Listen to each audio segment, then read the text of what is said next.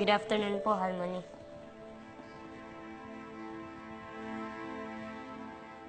Bakit mo pinaya si Johnny sa factory?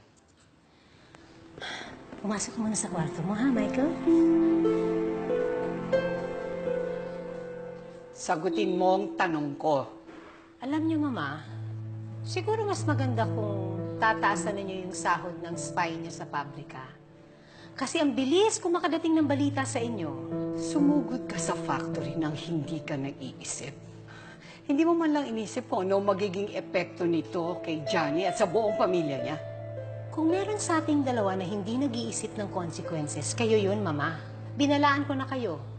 Hindi kayo nakinig. Eh, di ba pasensyahan na lang tayo?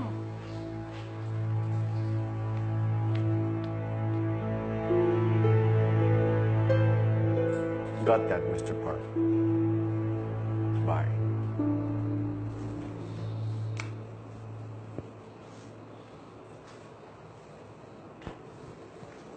Sorry po, Mr. President. Nag-away kayo ni Madam Irene nang dahil sa akin.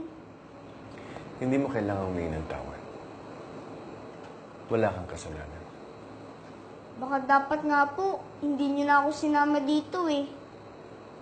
Bakit hindi ka ba nag-enjoy sa tour mo sa factory?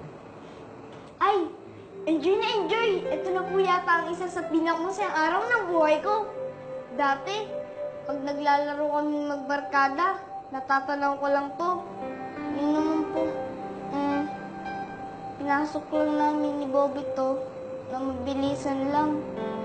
Pero ngayon, wow! Nakapag-tour na ako sa buong factory! Kakabilib yung mga machines.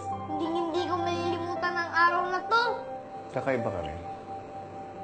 Usually, ang mga bata, tuwang-tuwang pumasok sa mall. Ikaw naman, tuwang-tuwang makapasok sa isang bakery. Nagugutom ka ba? Gusto mong pumasok sa mall? Meron ka pang gustong pasyalan? Mr. President, alam niyo po kung saan ko gustong pumunta? Nanay! Tago? Tago, anak! Anak! Miss kita.